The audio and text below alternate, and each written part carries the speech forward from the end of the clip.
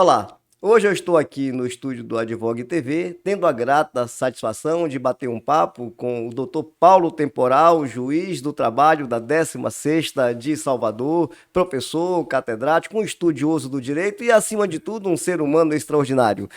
Dr. Paulo Temporal, seja muito bem-vindo. Muito obrigado, Adir. Para mim é um prazer, uma satisfação estar aqui nesse canal, falando para o público tão seleto, que eu tenho certeza que a gente vai tentar trazer coisas boas para que as pessoas também possam aproveitar desse nosso bate-papo aqui. Muito bem, doutor Paulo. É sempre bom conversar, é sempre bom revê-lo, É verdade. né? Com o seu conhecimento, com o seu jeito de ser, um jeito formidável, muito humano, inclusive, que dispensa um tratamento urbano a todos os advogados. Acho que isso é muito importante, né? É bom a gente fazer essa É ressalva verdade. aos juízes que lidam e lidam muito bem com os jurisdicionados e que também com os advogados, né? Então, assim, de parabenizo aí pela forma como conduz as suas audiências, de um modo ímpar. Na verdade, para mim, eu considero a advocacia uma peça fundamental no trabalho do magistrado. Sem eles, seria difícil até a gente conduzir os trabalhos, tendo que explicar às pessoas o que está acontecendo, né? Por que que eu estou fazendo isso. E assim, né? E as pessoas terem também acesso a uma defesa, a uma argumentação adequada para poder fazer com que o seu direito prevaleça, na medida, é claro, que ele tenha razão. Né? Então Lógico. é muito importante e é uma coisa que eu guardo muito assim no fundo do meu coração, porque eu acho que já lhe falei isso algumas vezes. Eu tenho 31 anos de magistratura, mas tive 8 anos antes disso de advogado. E é uma coisa que para mim eu prezo muito, porque foi muito útil para eu compreender as dificuldades, as vicissitudes, porque esses profissionais passam, né? E para mim tem sido de grande utilidade nesses momentos. E eu digo sempre aos advogados, pode ficar tranquilo que eu já passei por isso. É, e eu percebo, viu, doutor Paulo, que os magistrados e magistradas que efetivamente exerceram a advocacia e sabem dos percalços, né, e das dificuldades que toda profissão traz, eles tratam com muito mais urbanidade. Eu percebo isso. É um lidar diferente porque É, é como se fosse uma compreensão, né? Uma claro. compreensão com aquela atividade que está sendo exercida. Eu Ah, acho que isso é é, muito importante, sem dúvida nenhuma. é. Mas, doutor Paulo, e aqui eu gostaria aí que o senhor falasse do papel do Poder Judiciário Trabalhista, da importância do Poder Judiciário Trabalhista. Olha, é importante aproveitar todas essas ocasiões para te falar isso. Porque volta e meia tem sempre alguém apregoando o fim da justiça. Né? Eu sempre digo o seguinte, olha, se eu não tiver argumentos para sustentar, porque tenho, graças a Deus tenho, a existência dessa justiça, né? Eu quero saber dessas pessoas, em primeiro lugar, aonde vão colocar os litígios que surgirão, evidentemente, entre capital e trabalho. Sim, porque são duas entidades que não vão nunca se dar as mãos. Né? Então eles vão continuar disputando, vão continuar litigando, e é desse ponto que nós começamos a mostrar por que é necessário haver uma justiça do trabalho, uma justiça social. É a justiça que vai, em primeiro lugar, compreender a natureza desse conflito e dar a esse conflito a solução adequada, não é? Observando sempre a desigualdade entre os litigantes, porque isso é uma coisa que a gente não pode esquecer, né? Verdade. Que nós lidamos com um litigante qualificado, que é o empregado qualificado para baixo, que diga, né? Porque ele não tem a mesma condição de litigar que o empregador tem, e é por causa disso que o direito do trabalho existe e também a justiça do trabalho. Então, assim, se a gente não tiver um organismo que saiba compreender isso e que tenha condição de trazer a solução adequada para isso, a sociedade vai ter problemas. Essa que é a verdade. É verdade, assim, a gente há de aqui ponderar que até um papel pacificador, né, nessas Sim, claro, relações, né? claro. Porque você tem um órgão que julga e assim, para o bem ou para o mal, mas decide questões Sim, e restabelece a paz social, é né? verdade. Agora, doutor Paulo, uma provocação, tá? Uma Vamos lá. provocação. Uma provocação. Existe um jargão que diz que a justiça do trabalho é protecionista. Não, mas a justiça do trabalho, o empregado sempre tem razão. O empregador é o vilão. Qual é a sua visão sobre isso? Esse é outro mito, né? Porque, na verdade, quando já viu aquele primeiro mito que nós conversamos aqui, que a justiça do trabalho seria desnecessária e poderia acabar, esse também é outro que, aliás, é esse mito que alimenta a ideia também de extinção da justiça do trabalho, que ela seria protecionista. Obviamente que, se você olhar assim, objetivamente com as ferramentas que o processo do trabalho atribui ao empregado para poder nivelar a luta entre os dois litigantes, que é como se você estivesse lutando um peso pesado com o peso pena. Você tem que dar o peso pena condições de ele poder lutar com o peso pesado. Agora, daí para frente, ganha quem tem razão.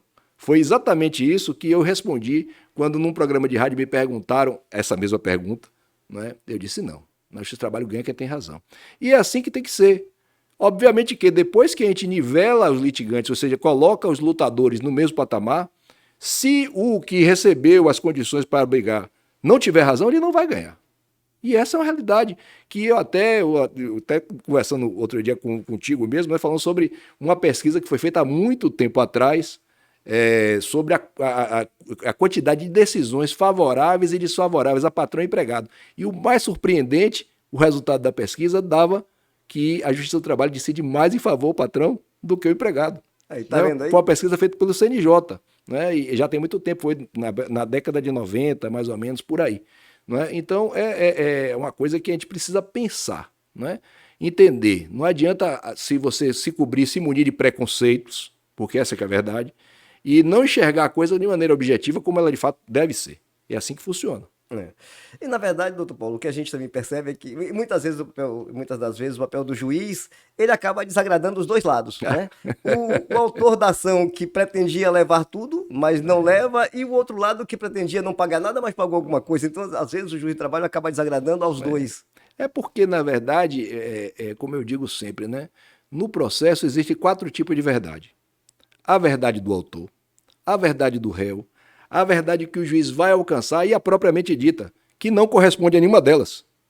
Por quê? Porque é um trabalho que se faz em função do que é humanamente possível encontrar a respeito de fatos pretéritos. E nós lidamos com um fator que, para mim, é totalmente aleatório, que é a prova testemunhal. Não é? E quando a gente coloca uma pessoa para reproduzir um fato pretérito, dificilmente ela consegue fazê-lo sem estar envolvido com paixões, com interesses. Mesmo a pessoa não sendo considerada assim suspeita, né, ele vai evidentemente dar àquela versão o toque pessoal dele, que provavelmente, não, seguramente não vai fazer com que aquela versão corresponda à verdade. E o que é pior, o juiz, ao ouvir esse depoimento, também pode ter outro tipo de interpretação.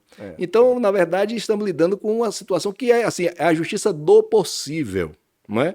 É claro que já há aí um movimento muito grande para que nós passemos a adotar as provas digitais, né? Que eu fico esperando que isso aconteça antes de eu me aposentar. Mas por enquanto... Ainda está longe, porque ainda está muito jovem para aposentadoria. Mas por enquanto isso não acontece. E o que nós temos? Continuamos ainda lutando com as testemunhas. E o que é mais incrível, né? Às vezes os advogados apostam tanto nessa prova testemunhal e na maioria das vezes acabam se dando mal. Porque é como eu falei aqui, é difícil a pessoa reproduzir exatamente aquilo que... É verdade. Fatos que passaram há muito tempo, né? Agora, doutor Paulo, você sabe o que eu costumo dizer? A testemunha boa é aquela que presenciou, é aquela que viu os fatos acontecer. A testemunha, por ouvir dizer, não serve. Não. Né? Mas o juiz do trabalho, ele julga por ouvir dizer. Já percebeu? Ouvir dizer da testemunha. Você percebe? É verdade. Assim, a testemunha boa é aquela que presenciou os fatos, é aquela que viu. Testemunha por ouvir dizer não serve. Mas o juiz do trabalho, ele julga por ouvir dizer. É verdade. E tem outra coisa, doutor Paulo, aqui para sua reflexão, tá? A prova testemunhal no justiça do trabalho é tão importante que ela consegue desqualificar qualquer documento produzido nos autos, não é? Ela consegue desqualificar. Muitas vezes tem lá um termo de rescisão contratual de trabalho assinado, um recibo, o empregado diz, eu assinei em branco, isso não vale. Vem uma testemunha e confirma, acabou aquele documento. Folha de ponto, tá lá o cartão batido, o horário de entrada, saída, aí o reclamante diz, olha, eu era obrigado a bater o ponto e voltar para trabalhar. Então, o horário que está aí não condiz com a realidade em que eu laborava. A testemunha vem, confirma esse fato, acabou o documento, verdade. Acabou o cartão de ponto, verdade. Acabou a folha de ponto. Você percebe a importância que tem a testemunha no processo do trabalho? Acaba sendo verdade. Mesmo, acaba sendo mesmo. Mas é como eu estou lhe falando, não deveria ser, por conta da insegurança que isso pode trazer. Né? Porque a gente não sabe exatamente... Aliás, Não tem nem como o advogado, mesmo tendo interrogado a testemunha antes, porque isso é uma coisa que o profissional deve fazer, né? E veja que eu não estou falando aqui de instruir a testemunha, mas sim de saber o que é que a testemunha tem a dizer para que ele próprio, o advogado, não se surpreenda com a prova contrária aos interesses do cliente dele, né? Então, o que é que eu vou lá e pergunto, não, tal, é isso mesmo? Tá. E o próprio cliente, né, que também é outra caixinha de surpresa, né? Porque eu brinco muito quando eu estou lá na justiça, eu digo sempre o seguinte, olha, o sonho dourado de qualquer advogado é ganhar o processo sem ninguém dizer nada. Não, De não preferência o cliente. Primeira coisa. Porque o cliente pode também atrapalhar. Pode. Então, pode. assim, chega lá, o camarada diz totalmente diferente daquilo que disse ao advogado numa entrevista anterior, né? Então, são essas surpresas que faz com que não... Veja bem, desvalorize, mas desqualifique a testemunha como uma coisa segura para se obter um resultado judicial. Né? Exatamente. E isso é que é o grande problema, que é uma reflexão que eu deixo aqui para quem está nos ouvindo. Né? Porque eu vejo muito advogados assim, não, doutor, meu cliente tem provas. Eu digo, quais são? Testemunha. Eu não digo nada. Para mim, essa é uma observação de que realmente o advogado não sabe muito bem o que está falando. E eu fico aqui imaginando, né, o trabalho medonho que tem o magistrado, porque o magistrado é um ser humano, ele está ali imbuído da máxima boa-fé, tentando aplicar a justiça ao caso concreto. Ele quer buscar extrair a verdade, ele quer ali buscando que a justiça seja aplicada, ele está buscando extrair a verdade. E, como eu disse, o juiz normalmente julga por ouvir dizer, então é uma tarefa muito difícil, né? Na verdade, assim, não é um papel fácil, não é um papel muito fácil de ser exercido. Não, é difícil mesmo. E assim, às vezes eu encontrava com alguns colegas mais novos, mas quando eu pego lá, que eu vejo que uma testemunha disse uma coisa, disse outra, o que é que eu faço? Eu disse, não, você tem métodos. Se o ânus da prova for daquela pessoa, você é prova dividida, você julga contra ele. É isso que diz a jurisprudência. É só lembrar. Mas que tem esses momentos em que a pessoa fica em dúvida. Não é? Sim, como eu digo sempre, não existe advogado sem resposta e não pode existir juiz em dúvida. São duas coisas que não pode haver. Para o advogado sem resposta é um problema mais grave, porque contra ele sempre é preclusão, né? Então ele tem que responder. Não tem jeito. E o juiz tem que julgar. Não pode deixar de decidir. Porque, eu vi uma testemunha, eu vi outra, e elas falaram duas coisas, eu fiquei na dúvida. É uma verdade, né? Mas precisa encontrar o jeito. É verdade. Quer ver uma coisa, doutor Paulo? Essa é uma situação dificílima. Aí, vamos criar aqui um caso hipotético, né? Que costuma acontecer. Sim. O reclamante diz que trabalhava de 8 da manhã às 20 horas, né? Com 2 horas para almoço, ou com 1 hora para almoço, mas que era de 8 às 20. De 8 às 20. Aí a reclamada diz que não, que ele trabalhava de 8 às 18 com 2 horas para almoço, que ele não fazia hora extra. Então, percebe que existem duas versões diferentes. Claro. Aí houve primeiro a testemunha do autor da ação, no caso do reclamante, né? Houve primeiro a testemunha e diz que o reclamante trabalhava de 8 às 20, né? Que ele também trabalhava. Aí vem a testemunha da parte reclamada e diz que não, que o reclamante trabalhava de 8 às 18. Então, percebe? Aí o juiz se depara com duas versões antagônicas. Diferentes. Aí tem colegas seus que fazem a cariação e faz pressão e bota um de frente pro outro, eu quero saber quem tá mentindo. A gente sabe que isso acontece, né? Mas na cariação. Outros não, outros magistrados, eles vão pela distribuição do ônus da prova, de quem era a prova e etc. E prova dividida. Mas é uma situação difícil, né? Sim. Agora, o juiz não pode ficar preso mesmo por causa disso. Ele tem que resolver. O trabalho dele é resolver, não é? Como se diz, como eu falei uma vez, quando me colocaram, foi uma vez só, né? Como examinador de um concurso de juiz, eu disse, olha, juiz que extingue processo não é juiz. Juiz tem que julgar o processo. Tem que superar as preliminares de alguma maneira e chegar a um resultado. Porque mesmo que aquele resultado não satisfaça a ambas as partes, é o papel do judiciário. Não é? Ele precisa dizer o direito. Então não pode ficar a parte esperando. Por exemplo, eu me lembro quando eu era advogado, uma das coisas que mais me angustiava era ver uma causa sem despacho, sem decisão. Não é? Como é que o advogado atua aí? Eu vou virar, então, um pedinte, que vou todo dia lá na justiça pedir ao magistrado que, por favor, decida meu processo? Não posso, não é? Ele tem que haver uma decisão. E mesmo que e se ela for contrária aos meus interesses? Aí é que eu entro, que eu trabalho. Eu vou aplicar um dos recursos que a lei me permite, não é? Eu vou fazer alguma coisa, não vou ficar simplesmente secando minha canela, dando direção do fórum. Não é verdade? É verdade. Isso aí eu sei porque eu já passei por isso. Eu fui advogado durante 8 anos, como eu falei aqui. Então, para mim, é a experiência que eu guardo sempre como lembrança para que eu não seja o magistrado que deixou de decidir o processo. Tá aí a importância, doutor Paulo, do magistrado que advogou, né? Você conhece os dois lados. Sim, Conhece os sim, dois lados. sim, Sabe o que é estar sim, numa posição e o que é estar em outra, né? sim. Então, acho que isso é muito importante, até mesmo para que tome certas decisões, né, na condução do processo, para buscar realmente a justiça ao caso Mas concreto. eu só faço uma ressalva, que uma vez eu vi um advogado dizer, devia ser obrigatório aos juízes serem advogados antes. Eu não posso afirmar nem tomar isso como verdade, porque eu tenho vários colegas que não foram advogados e são excelentes magistrados. Sim, sem Não é? dúvida. Então, assim, foi uma coisa que, por isso que eu disse no começo da nossa conversa, que foi algo que me ajudou muito a compreender as dificuldades dos advogados. Mas eu diria assim, que não foi imprescindível para que eu estivesse nessa minha carreira.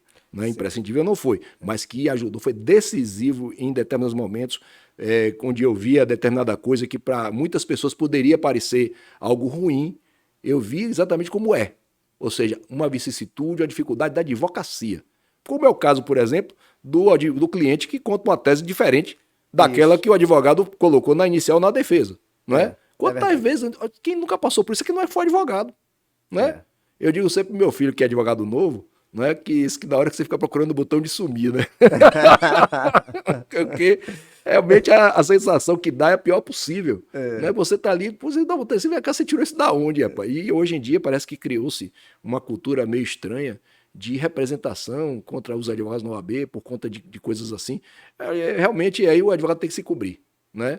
Entrevista o cliente, é preciso que ele tome por escrito o que o cliente está dizendo, para que não haja surpresas no futuro, né? Para dizer, não foi isso que eu lhe disse no escritório. Pelo amor de Deus. É verdade. E acontece mesmo, do cliente contar uma versão e depois, quando chega na justiça, ele muda a história, se compreende. Mas você sabe que a psicologia tem explicação para isso? É verdade. Qual é a explicação? Olha só, quando a gente faz uma coisa da qual a gente se arrepende amargamente, a gente constrói uma barreira psicológica em volta daquilo ali e nós mesmos passamos a acreditar que aquilo não aconteceu. Então, o que é que acontece com essa barreira? Quando ela é exposta a um momento de estresse, e a audiência é um deles, né? A barreira cai, e aí o cara dando a falar exatamente sobre aquilo que ele deveria ter contado ao advogado, porque é exatamente isso que a parte contrária vai explorar no momento da defesa, ou então na inicial. Né? Ele vai explorar exatamente aquilo de errado que o seu cliente fez. Né? Então não pode haver de jeito nenhum. Então como é que eu supero isso? É muito difícil, viu? Nem tendo poderes hipnóticos. Porque assim, expor a pessoa a um estresse, e nem todo estresse consegue fazer com que a pessoa liberte esse segredo, não é? E é um segredo que é libertado, assim, às vezes, no momento mais inconveniente, que é a audiência. Não é? Exatamente. Pois é. Não, isso quer ver uma coisa que acontece, eu costumo observar muito, é assim, ó. Para ser testemunha no processo, ou preposto, né? O autor não tem jeito, porque é ele mesmo que tem que ser, certo? Ele. Mas, por exemplo, testemunha e preposto, principalmente. É preciso que seja uma pessoa que saiba lidar com estresse e saiba como lidar sob pressão, como agir sob pressão. Porque, às vezes, numa audiência surge situação de pressão, né? De um estresse maior. E tem gente que não tem esse preparo, e sabe o que acontece? E essa pessoa, ela entra num nervosismo tal, que se perguntar o nome do pai ou da mãe, ela não sabe mais. É verdade. Ela não vai saber, porque ela tá sob capaz de não saber no endereço de casa. Não sabe, não sabe. Quer ver coisa? E o preposto que de repente começa a desandar, não sei informar. Isso aí que é a verdadeira derrota do advogado de empresa, viu? Acabou a defesa. Porque você dizer que não sabe. Dizer que não sabe até é possível, mas depois que você tem uma explicação para isso. Né? Eu não sei por quê, porque o cara não foi empregado. Eu posso até dizer isso. Isso. Né? Mas já sabe que se a time disser que foi, acabou. Acabou. Quer ver, eu costumo observar o seguinte, eu digo para as empresas, né, que é preciso muito cuidado na escolha do preposto. É verdade. Porque, meu amigo, uma causa trabalhista pode representar milhares de reais, uma condenação pode representar milhares de reais, certo? E o que acontece? Às vezes tem muita empresa ou empresário, quando é pequena empresa, que chega, recebe uma reclamação trabalhista, aí olha lá para quem está no setor de pessoal e fala assim, depois de amanhã você vai aqui para essa audiência, viu? Não, é pior. Pega o sujeito que é mais improdutivo, ou seja, aquele camarada que é incompetente, que ele não está nem querendo que ele continue lá, e faz. Eu tive um caso, foi bem curioso, que eu insisti bastante na conciliação.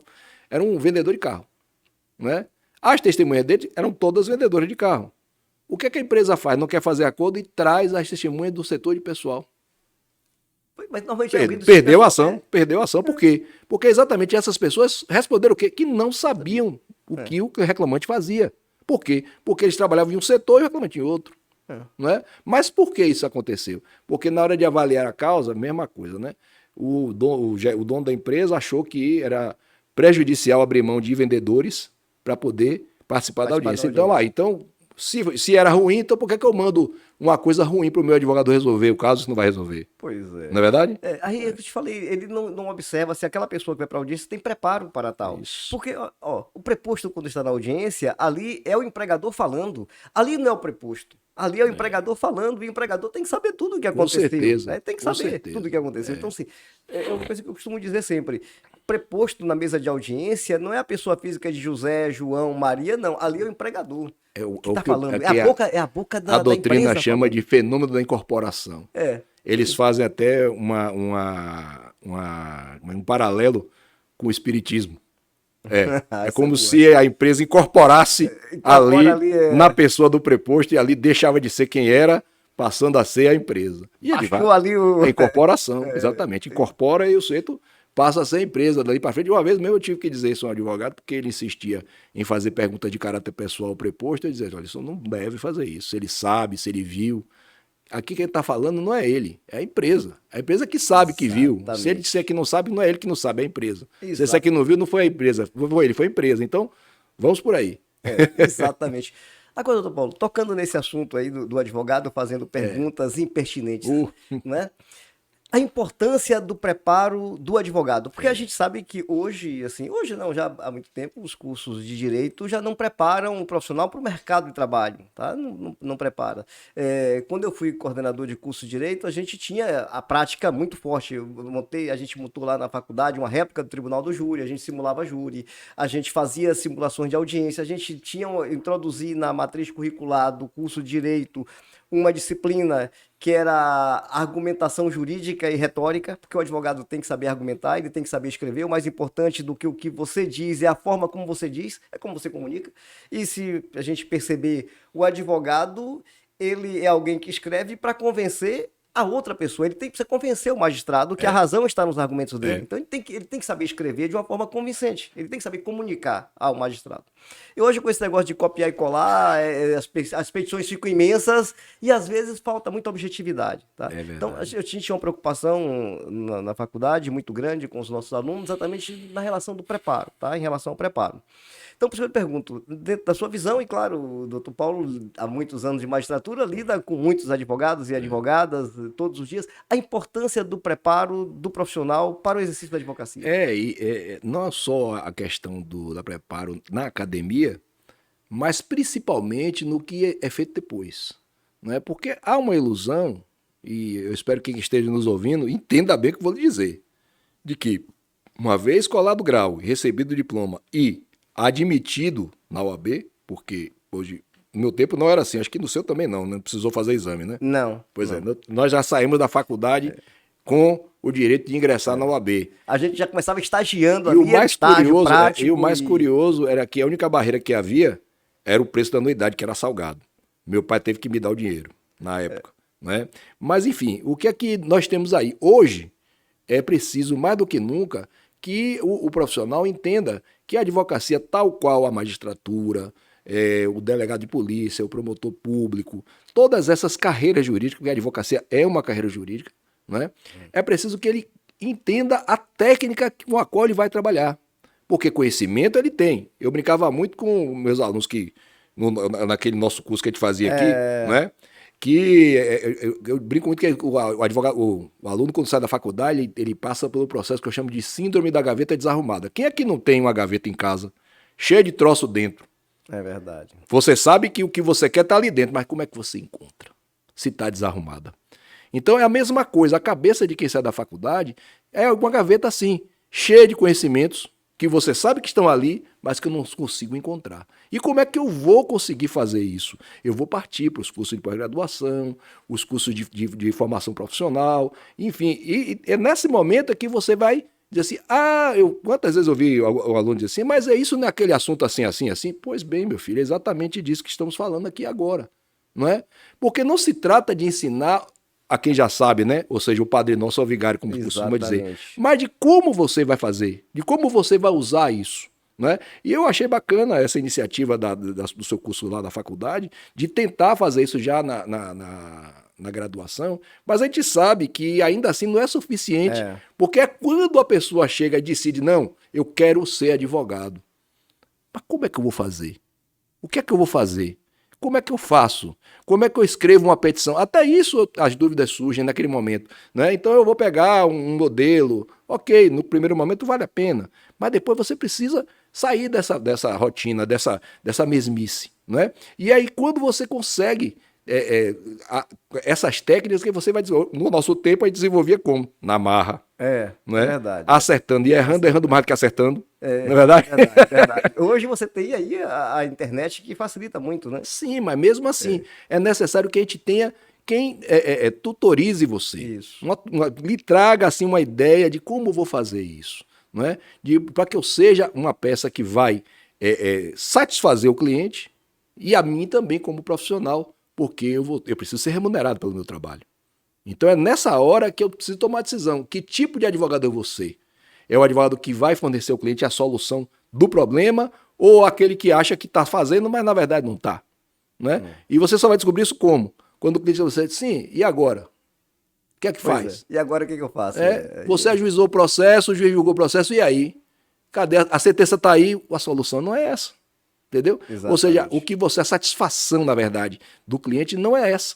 Né? O que é que você precisa, né? Carla Madeira dizia que tem uma das coisas uma das glórias da advocacia é descobrir o que o cliente quer, para poucos minutos depois ele dizer que é outra coisa. Ainda tem isso, né? Então, por exemplo, é você ter esse domínio disso aí, né? Para que você possa, de fato, ser o profissional diferenciado que vai fornecer, entendeu, ao cliente aquilo que ele precisa. É.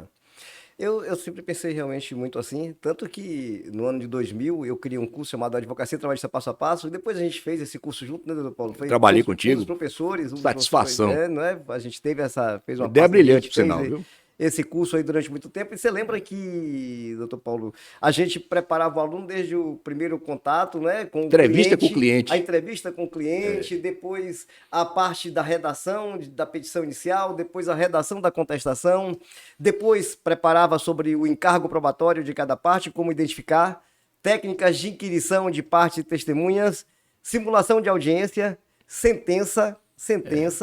Depois da sentença vinha recurso ordinário contra as razões, sustentação oral na tribuna, né? E aí tinha um professor de oratória que dava aula preparando para... E aqui anda o Piotr? Professor Piotr. Professor Piotr está no sul do Brasil. Não está mais aqui não, não, é? Ele está no sul. Que pena.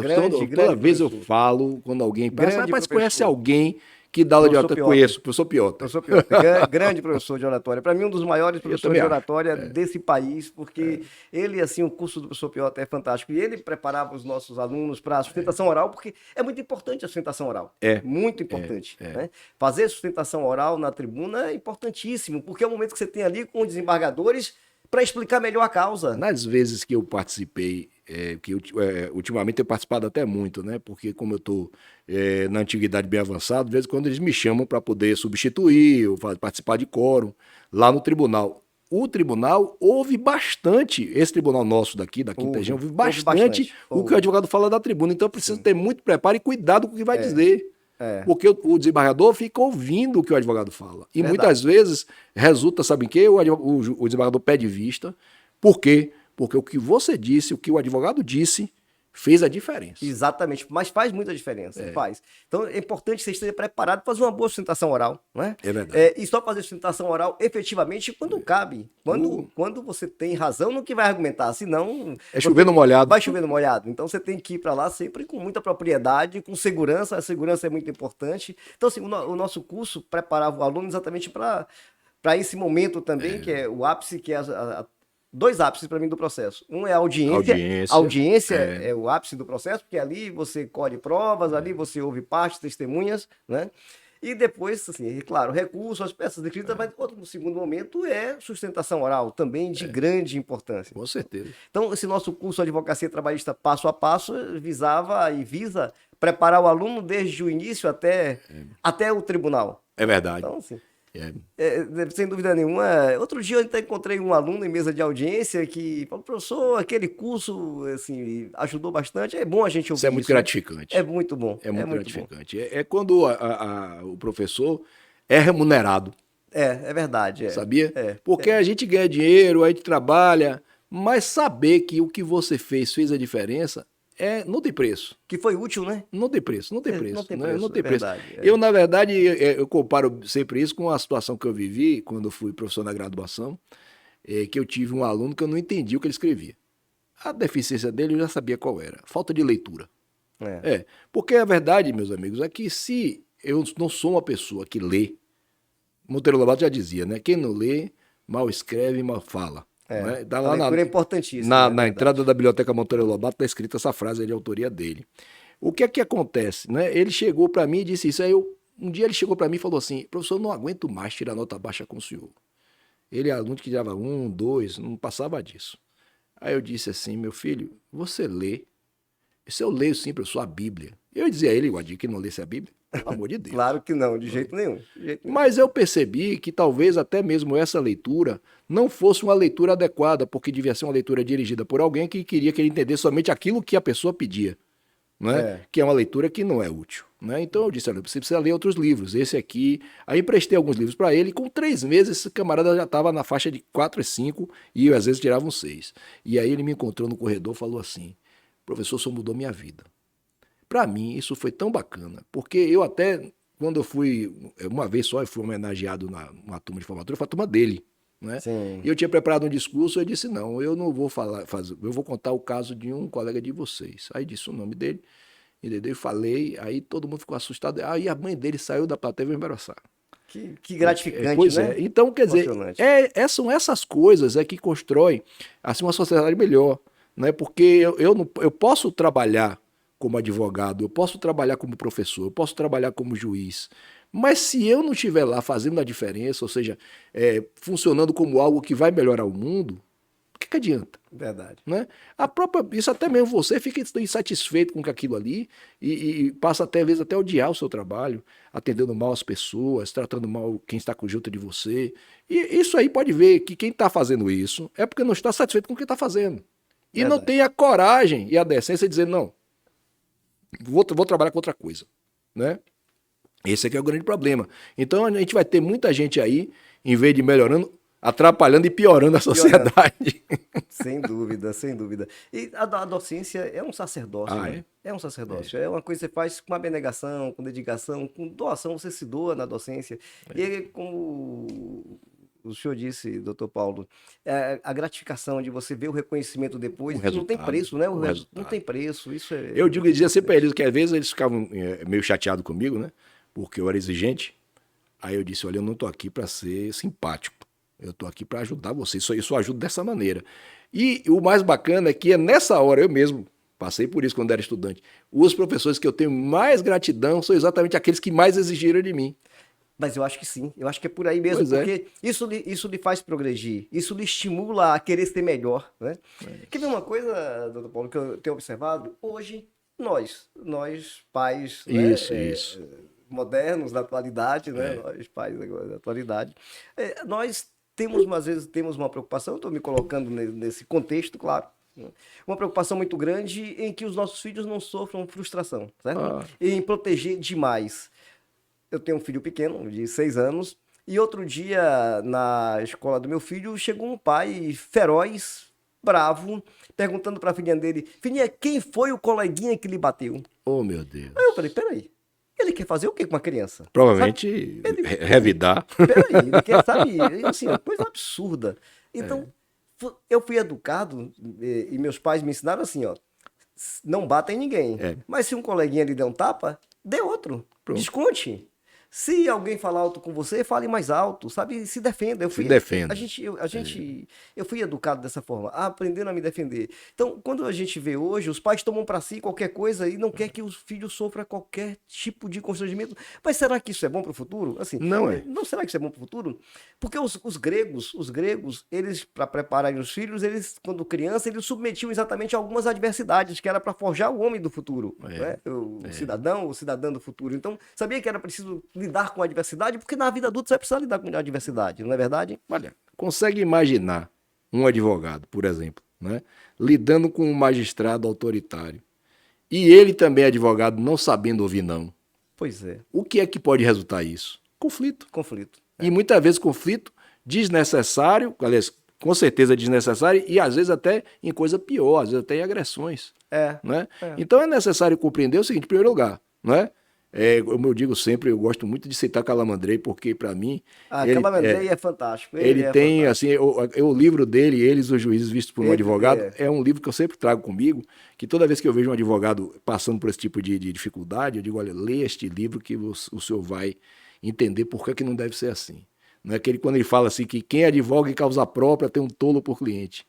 Né? E ele começa, eu não vou dar spoiler do livro não, essa parte aí é uma parte bem simples, né? Ele começa contando uma história de quando ele, advogado romano da década de 30, né, foi contratado para atender um cliente numa daquelas cidades praeiras bonitas da Itália, né? É uma coisa bacana, né? E aí botou lá a cidade praeira, ele foi lá e o plano de Calamandrei qual era? Tomar banho de mar. Quem nunca, né? Não é? Só que tomar banho de mar naquela época era entrar numa cabine de paletó, de paletó e gravata, né? E trocar, vestir um maiô listrado e molhar o pé naquela água gelada de lá, não é? Pois bem, só que quando ele chegou na cidade, o cliente já estava esperando ele na estação ferroviária. E não deixava nem mesmo ele ir para o hotel, não é? E ele, angustiado, querendo cumprir os planos dele, não é? Foi para o hotel e o cliente ficou no saguão esperando Calamandrei descer. Quando o Calamandrei desceu e foi na direção do mar, ele começou a reclamar e dizer assim, onde o senhor vai? Onde o senhor vai, seu advogado? Quando ele finalmente percebeu que Calamandrei entrava na cabine para trocar o maiô listrado, né? Quando ele saiu, ele fez, senhor advogado, se o senhor quiser se afogar, é problema seu. Mas primeiro, cuide meu processo. O que ele quis dizer com isso? Depois ele vai dizer que o advogado não pode se envolver com o cliente ao ponto de ele se transformar no cliente e perder o que é de mais caro, que é a razão, porque as emoções turvam a mente de quem está nessa condição e faz com que a pessoa faça besteira e acaba prejudicando a sua defesa.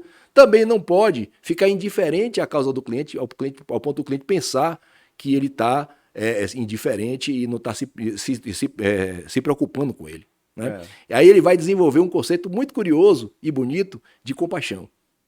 E não me pergunte qual é a medida da compaixão, porque cada cliente tem a sua medida.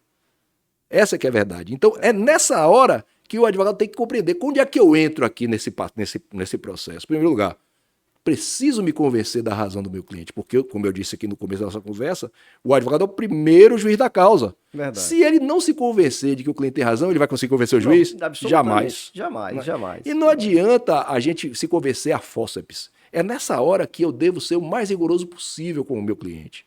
Né? Porque verdade. Eu não posso, a ponto de dizer, vou agradar meu cliente e dizer que ele tem razão. Não.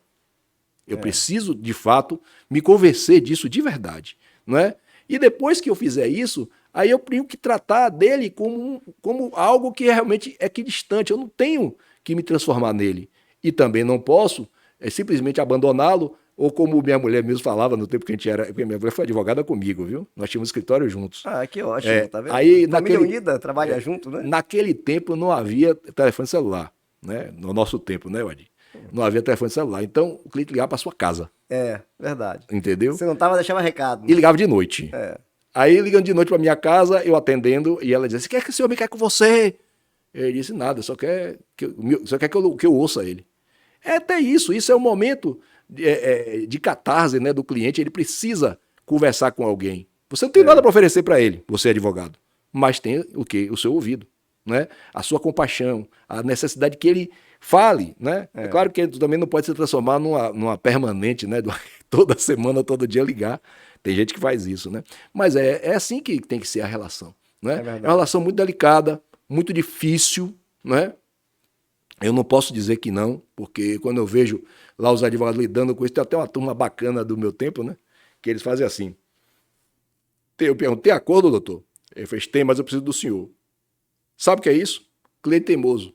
O advogado já examinou a causa, viu que é necessário fazer um acordo, que é mas o importante. cliente não está aceitando essa ideia.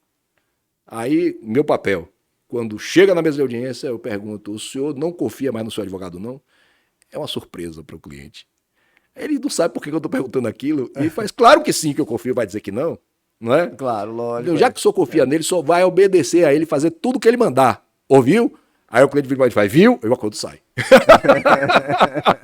agora a coisa anda, né? Agora Mas é porque, infelizmente, a advocacia é uma profissão também ainda que todas as pessoas, inclusive o cliente principalmente, se acham no direito da palpite. Né? É verdade. Vai dizer assim, não, mas eu não quero isso não, não quer não. É verdade, é verdade. Eu vi num processo, assim, eu estava em um dos lados e do outro lado Claro. tinha o autor da ação com o seu advogado, o cliente desse querido colega advogado, um colega até muito querido, mas o cliente dele disse, faço acordo não quero acordo. E foi a audiência de conciliação no processo depois da sentença. Imagine. Você já está condenado. A proposta do meu cliente era pagar integralmente o valor, pediu apenas para parcelar, inicialmente 10 vezes, depois chegou a 6 vezes, ele disse, eu não faço acordo, e não fez acordo, não teve jeito, ou seja, sabe aquela, às vezes a emoção aflora... É um capricho. E aí era o cliente. É o capricho. O advogado ficou, eu vi que o colega até queria, mas o cliente de forma Mas aí é que eu falo, é nessa hora que é preciso pegar na mão do cliente, não é? Se eu tenho certeza de que aquilo é o melhor para o cliente, claro, eu vou chegar num limite que eu não vou poder passar, eu advogado, não é? Mas eu preciso de uma conversa particular, que aliás é prerrogativa do advogado. Nenhum advogado deve abrir mão disso, pede licença ao magistrado, diz, doutor, eu posso conversar reservadamente com o meu cliente, é direito dele. Eu sempre digo isso, não só pode como deve, é seu momento, não é? Verdade. E é nessa hora que o advogado vai usar o latim dele, vai explicar para ele como funciona aquilo ali. Não é? E obviamente que o juiz vai poder tentar ajudar na medida do possível, porque também ele não pode ir além dos limites que são impostos ao magistrado para que ele não antecipe o resultado da causa, ou enfim, uma série de coisas que a gente já sabe como é que funciona. Né? Mas isso aqui é necessário nessa hora que precisa. Né? E aí, esse caso que você contou aí, é exatamente o caso de... Não, e o conciliador, inclusive, muito habilidoso, o conciliador tentou de todas as formas, com toda a habilidade, um conciliador muito competente, mas sabe aquele cidadão que o emocional dele fala mais alto que a razão? Ele não, tipo assim, era mais ou menos assim, ele disse assim, com ele eu não faço acordo, não tem acordo, era o prazer dele. Na verdade, eu acho que aquilo dá uma felicidade para ele, que ele falava com não na verdade, acordo. A questão dele não era nem receber o dinheiro, era não fazer acordo. Exatamente. Pois uma vez eu estava falando isso, eu estava dando risada, porque eu lembrei de um caso muito curioso, né? Foi um processo que eu acho que eu não vou ter outro igual. Era uma publicitária, né? Ela estava movendo uma ação de reclamação trabalhista apenas pedindo indenização de danos morais por causa de algo que eu não me recordo aqui agora o que foi, que o dono da empresa fez com ela. O próprio dono da empresa foi representando a empresa com uma proposta de acordo boa. Né? Isso já tem mais de 10 anos. E quando ele fez a proposta, eu achei a proposta tão boa que eu achei que o acordo estava feito. Né? Esse pronto, a senhora aceita? Ela não respondeu. Não dizia nem que sim, nem que não. E com um olhar fixo no horizonte, eu disse, a senhora quer o quê? Ela não respondeu. Aí na hora me ocorreu assim, dizer algo que foi inusitado, eu reconheço, né? Pois eu sei o que a senhora quer. Aí foi que eu movi ela, né? Ela virou para mim e fez, sabe? Fiz isso aí sim. A senhora quer que eu pegue ele, amarre no tronco e dê uma chibatada nele, né? Mas quando eu falei isso, ela deu risada. Aí eu disse, mas sabe o que acontece? Eu não posso fazer isso, que a lei proíbe. O que eu vou fazer com ele é obrigar ele a lhe dar dinheiro. Resumidamente é isso. Eu não tenho outra coisa a oferecer à senhora. Agora me responda. Qual a diferença entre ele lhe dar dinheiro agora ou quando eu mandar? Ela fez, eu não sei. O tempo. O tempo. A senhora prefere esperar que eu diga quanto é ou quer aceitar negociar com ele? Aí ela perguntou quanto é. Foram as palavras mágicas. Quando ela perguntou quanto é, eu já sabia que eu estava em outra sintonia de conversa. Ou seja, já estava aberto o diálogo. Exato. Não é? Mas foi algo que me ocorreu assim, que até hoje eu não sei. Foi a sua habilidade, a sua experiência, né? O seu jeito de lidar com pessoas. Pois bem, mas é curioso, porque eu até hoje penso assim, mas onde foi que eu tirei essa ideia? Eu não sei lhe dizer. Porque, na verdade, foi algo que me ocorreu na hora, porque era exatamente o que ela tinha em mente, e não assim, com essa expressão de vingança, mas Sim. uma vingança. Era isso, Ela tinha a ideia de uma vingança que não era... até mesmo a sentença talvez fosse frustrá-la, porque não era que ela visse que aquilo ali era só tirar um dinheiro que talvez ela soubesse que ele tinha, não é? E que para ele não ia significar nada. Agora sim, né? Como eu disse, sempre, né? Saíram de lá conciliados, mas não se tornaram amigos. Eu já disse que se eu tiver, dentre as minhas obrigações, reconstruir relações que se quebraram, eu acho que eu vou pedir exoneração. Ou aposentadoria. É difícil, né? Eu não tenho. Agora sim, né? Eu já ouvi dizer que a psicologia já oferece ferramentas para que se trabalhe com isso, né? Principalmente em direito de família. Que é exatamente isso, né? Lá no direito do trabalho, a gente consegue, a muito custo, resolver o litígio através de atribuindo uma obrigação de fazer para uma pessoa e outra. Né? Ou da obrigação de pagar, que diga, né?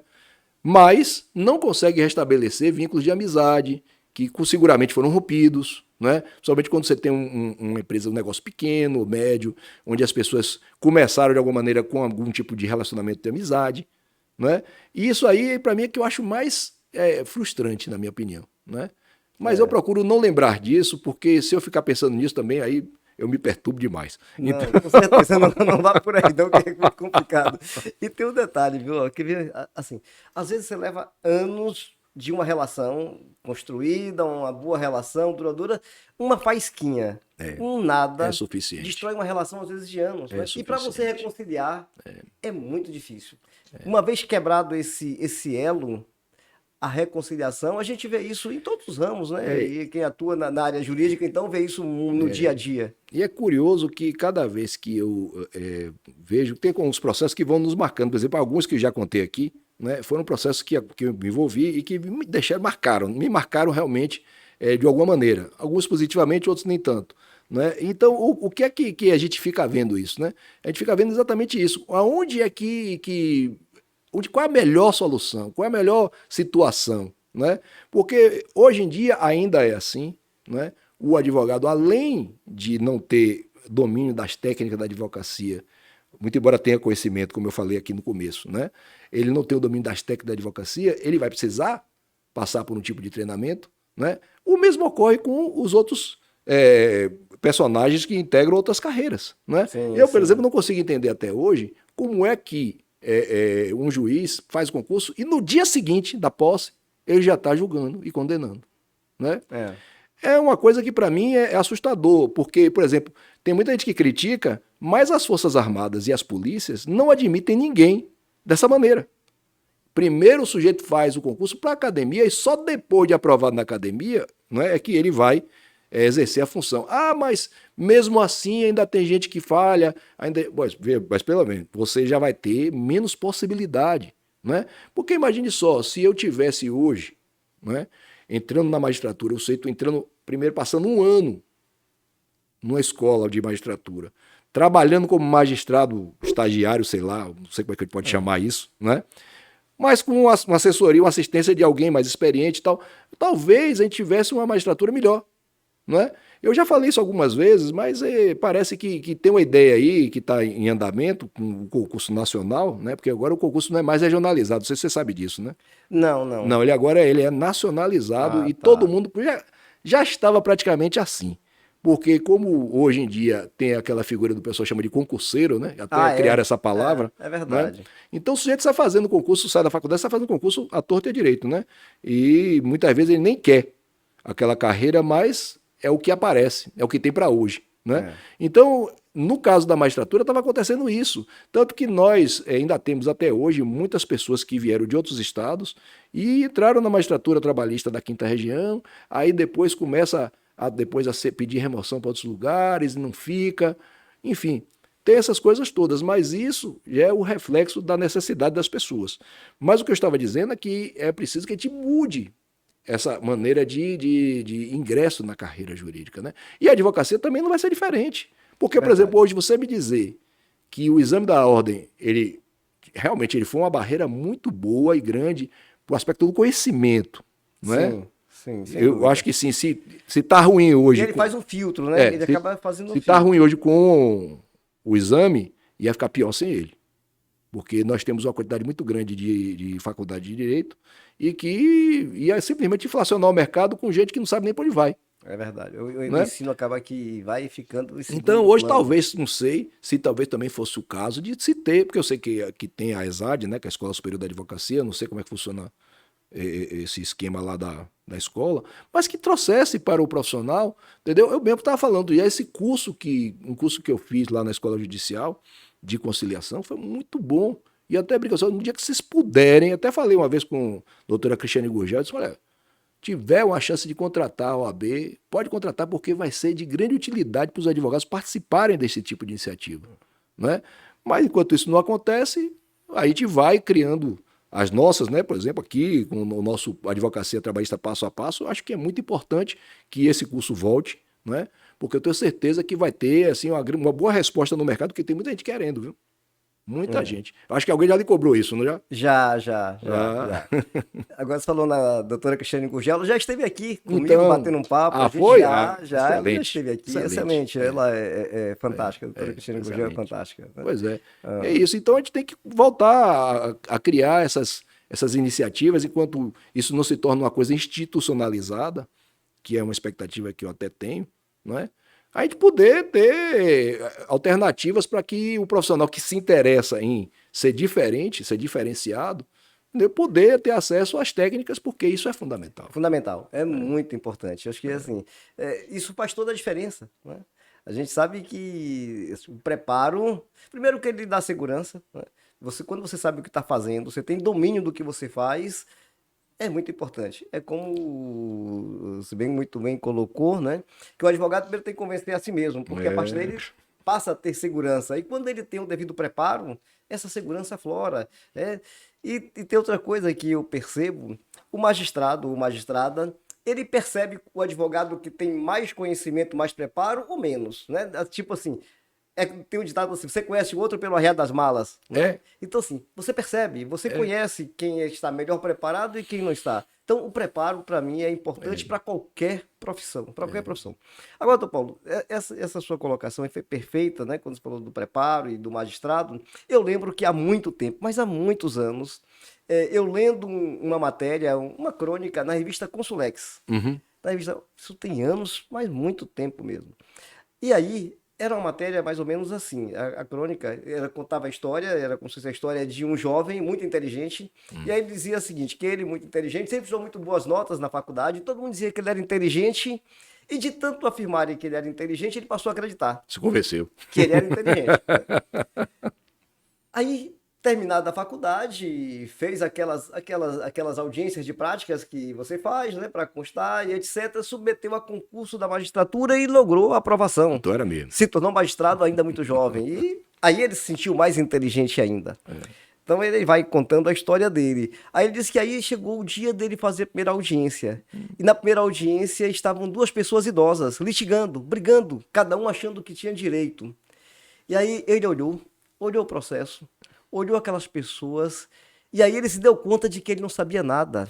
Aí ele disse, eu tão jovem, não sei o que é a vida, como é que eu vou julgar o direito dessas pessoas com muito mais experiência do que eu? Como é que eu julgo? E aí ele percebeu que, na verdade, ele, não, apesar de estar naquela cadeira de magistrado, ele não se sentia preparado para julgar vidas, porque você julga vidas, na verdade, você julga vidas.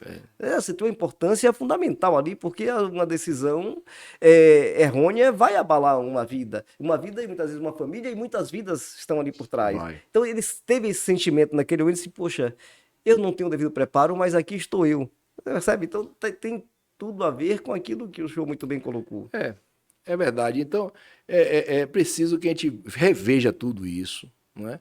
É um momento de reflexão, mas que mais importante de tudo, a gente tenha sempre em mente que é preciso estar estudando sempre, se preparando sempre. Eu me lembrei agora de outro caso curioso, interessante. Eu tive um advogado, depois foi que eu me lembrei do que ele fez, porque eu não conseguia relacionar uma coisa com a outra. Ele chegou na mesa de audiência, ele estava fazendo uma coisa que até não é muito recomendável, estava advogando para a irmã dele. Mas quem nunca, né? Pois Porque, é. na verdade, o que a gente começa são os amigos e os parentes que procuram ser advogado, né? É verdade. Pois bem, mas só que nesse caso dele é uma coisa curiosa. Ele tinha um objetivo que era fazer uma conciliação. E eu percebi isso depois, não é? Porque no começo ele até criou uma certa resistência e tal. E quando ele finalmente conseguiu chegar onde ele queria, ele fez a conciliação. Aí eu fiquei curioso por que ele tinha tido aquela resistência inicial e depois ele acabou fazendo. Ele disse, é porque eu estudei as suas sentenças antes de fazer e vim aqui assistir audiências com o senhor. Aí eu botei minha memória para funcionar e disse, pai, na verdade, esse homem estava aqui, eu não sabia o que ele estava fazendo, ele estava me olhando. Veja como a ideia da estratégia dele funcionou e ele conseguiu fazer o acordo que ele queria. Isso foi muito interessante. Eu disse, mas aí está aí um advogado pronto para a advocacia, não é? Porque ele estava lidando com todas as variáveis, tentando cercar todas as possibilidades para que ele não tivesse surpresas, não é? Sim. Porque a coisa que mais acho que atrapalha na advocacia, por mais que o camarada diga, não, eu vou lidar com isso, são as surpresas, né? Sem dúvida. A começar pelo cliente, como já falei aqui, que chega na hora e fala uma coisa que não tinha lhe dito. Simplesmente isso, não é? Então é muito curioso, isso aí eu me lembrei disso. E o outro caso também foi bem curioso também, um advogado bem jovem. Eu ainda era juiz da 12ª vara, sabe quanto tempo tem isso? Né? Ele hoje é um advogado excelente, de renome conhecido. Né? Eu cheguei e falei para ele, tem acordo? Ele fez, não. Aí eu pensei assim, mas que menino zangado. Pensei, né? Aí comecei a interrogar o reclamante, quando eu fui interrogar o cliente dele, que era o reclamado, era um médico, se não me engano era. Ele começou a falar um monte de bobagem, sabe? Confessando e tal. Olha, eu juro a você que eu não dei nenhum sinal de que ele estava confessando. Ele ficou agoniado. Ele começou a se mexer na cadeira e me perguntando se ele podia conversar com o cliente naquela hora. Eu falei, não, espere acabar o interrogatório e quando acabar, o senhor vai poder conversar com ele. Tá bom, tá. Aí quando acabou o interrogatório, ele pegou o cliente pela mão, saiu e voltou com o acordo feito. Eu disse a ele assim, vem cá, o que foi que mudou do começo da audiência para cá que o senhor mudou de ideia? O senhor só não, o seu cliente também, né? Ele disse, doutor, eu vi que o meu cliente confessou. Então eu disse a ele que era melhor fazer o acordo e usei meus argumentos. Eu dei parabéns a ele. O mais bacana não foi só isso. Eu aí elogiei ele, porque eu tenho essas coisas, sabe? Se eu sei alguma coisa boa, eu vou falar da pessoa porque é preciso. Porque falar mal das pessoas, tá tanta gente fazendo isso, né? Não é. E assim, é uma coisa ruim. Não ajuda em nada. Não, só atrapalha. Não. E aí eu falei, ele saiu de lá, não é? E aí me liga uma colega. Sim. E dizendo o seguinte, eu estou muito feliz. Eu fiz, por quê? Porque meu filho esteve aí fazendo audiência com você e você elogiou ele. Ele sentou vai elogiar de novo.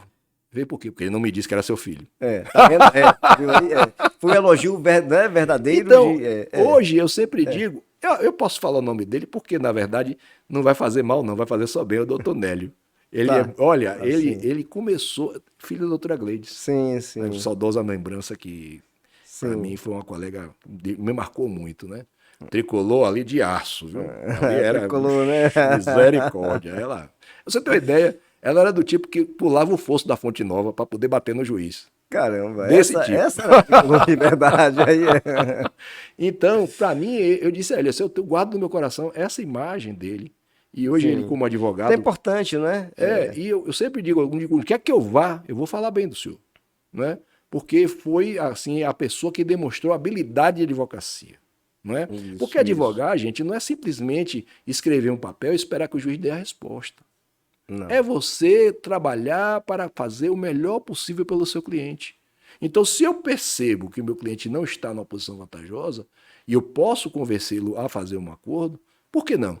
Não é? É verdade. Agora, daí para frente, é preciso usar de estratégia para que esse acordo também não se transforme em algo prejudicial. Não é? Porque muitas vezes fazer um acordo não significa simplesmente capitular e aceitar tudo que a parte contrária quer. Né? É nessa hora que é preciso que a pessoa tenha habilidade, competência para argumentar, para apresentar e para convencer a parte contrária de que aquele valor é adequado para o processo. Isso serve para também o reclamante, né? Porque, obviamente, eu sempre digo, não sei por quê, e é uma coisa que eu não consegui explicação até hoje, é que as possibilidades de conciliação sempre começam com a proposta do empregador. Se for a proposta do empregado, bem difícil de não dar certo. Eu nunca entendi por que isso, né? Mas a verdade é essa. Não é? E minha colega sempre me diz, doutora Dorothy, não, mas Paulo, já vi fazer acordo começando pela proposta do reclamante.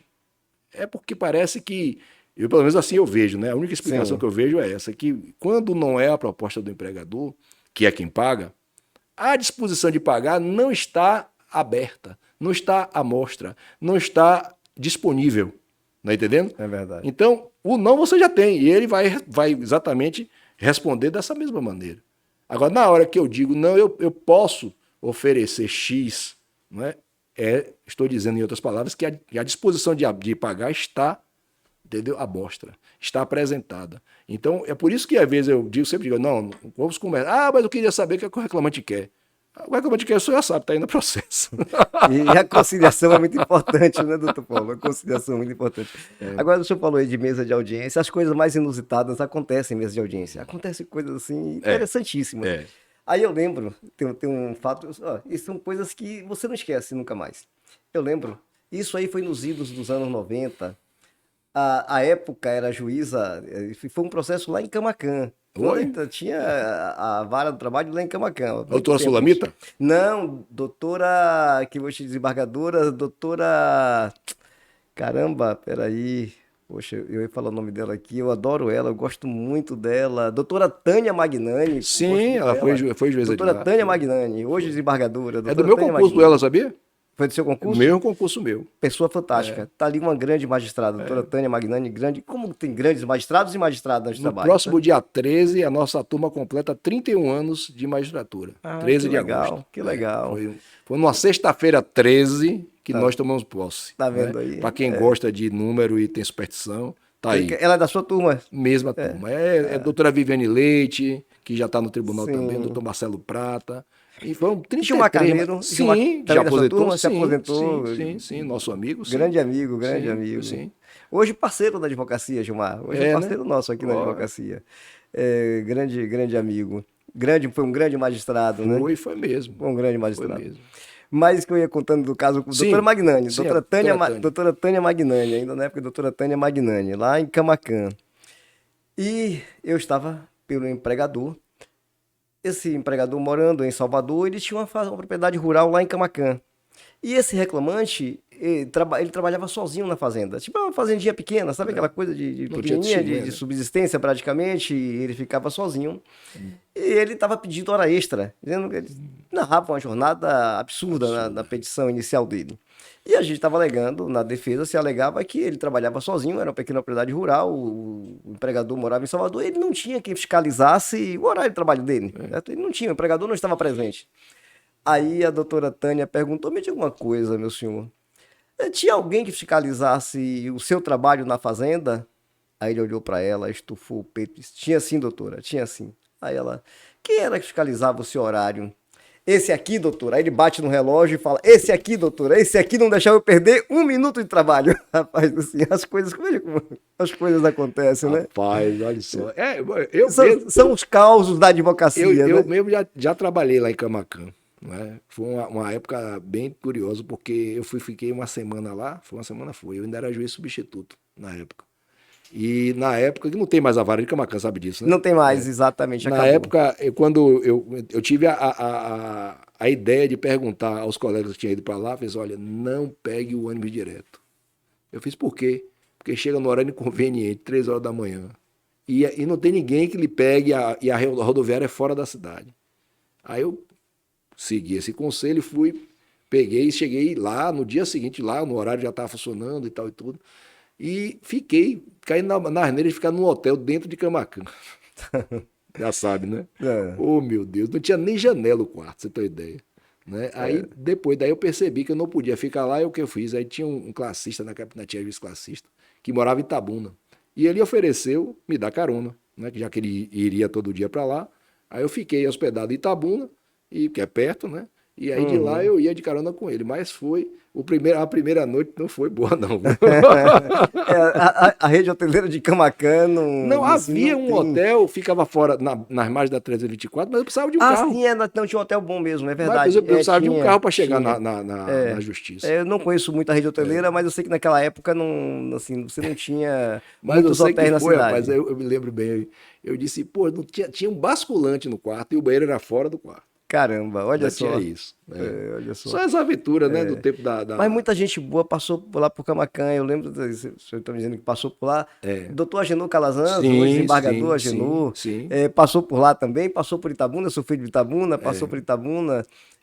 Gilber, doutor Gilber também Sim. passou por lá. Deixa eu ver quem mais que eu lembro. Acho que o doutor Gilmar passou por lá. Eu lembro Eu que, acho que o Gilmar assim, passou, teve que eu sim. fiz muita audiência em Camaquã. Mas quem me deu essa dica de que eu não fosse direto para lá foi o doutor Paulo Jucá, que é da minha Paulo turma Jucá, também. passou por Ele lá disse para também. mim, ó, não vá não. Porque eu tive que ficar dormindo em cima da mala da porta da justiça. Mas foi um tempo assim, de muita viagem, muito trabalho. Eu fiquei em Teixeira de Freitas 6 anos, aí já foi como titular, né? E foi uma experiência bem interessante, que eu acho que poucos colegas vão ter a chance, a oportunidade de fazer. Porque eu morei lá com a minha família, Odi. É, Na hora que eu disse para minha mulher que eu fui um dos últimos a ser promovido da minha turma, né? Quer dizer, dos últimos não, até onde houve promoção, porque depois ainda ficou uma turma aí sem ser promovido. Mas a última promoção, que depois só teve outra depois de 2 anos. Né? E eu tinha 1 ano e meio só de magistratura. Aí eu fui promovido para lá e eu disse, olha, eu não vou ficar lá, vai passar pelo menos 2 anos se eu ser promovido. Ela, então eu vou para lá também. Aí ela foi e levou os meninos tão pequenos ainda, né, meus filhos. E a gente ficou lá 6 anos. Foi uma experiência muito boa. é. Eu tive uma experiência que poucos colegas tiveram, porque como eu morei lá, eu me entrosei demais com a sociedade. Né? Sim, isso é Então, importante, né? e o curioso do interior, É isso é importante. bacana, isso é curioso, é que toda vez que me chamavam para alguma solenidade, eu já sabia que ia ter que fazer um discurso. Não teve jeito. E o pior, sabe o que é? Acredite, eu naquele tempo não tinha. Eu me sentia meio nervoso para poder falar. É verdade. Acredite. Pode ser difícil, né? Não parece mesmo. Pois então, mas a primeira vez eu me lembro foi na inauguração da agência do Banco do Brasil. Que diacho eu estava fazendo lá? Eu, cliente do banco, aí, não, o senhor venha, porque aqui o senhor é cliente especial, não sei o que tal. Tá bom, tá. Aí começa, fala o gerente, fala o superintendente, e com a palavra, doutor Paulo Temporal. Eu digo, mas espera aí, eu vou falar o que aqui? Sem preparar, sem nada, né? No E foi improviso. assim que eu construí uma forma de falar naquela cidade, e também porque, como eu passei a morar lá, eu comecei a conhecer as pessoas e as questões daquela cidade. E o que me facilitava bastante dizer sempre alguma coisa, de positivo, é claro, porque crítica é uma coisa que, como eu falei É aqui, verdade. vale a pena. Né? Então foi assim. E daí para frente a mulher já sabia, né? Já sei que você vai fazer discurso. Eu digo, "Oh." Aí depois que pega a prática também vai embora, né? Vai E embora. aí o que parece que o povo gostava, né? Pois Ou então tava puxando meu saco. Vou agradar o juiz aqui, né? Pois Mas é. que bacana. Pois é, mas foi um período bem interessante da minha vida. Muito bem. Mas a vida assim, ela é feita de histórias. Sabe o que é importante? É você ter histórias para contar. Ah, é Isso verdade. é muito É importante, ter verdade. histórias para contar. E é o que eu mais tenho, viu? Pois é, são muitos e Se muitos. for ficar aqui, vira a noite aqui contando casos de cada um.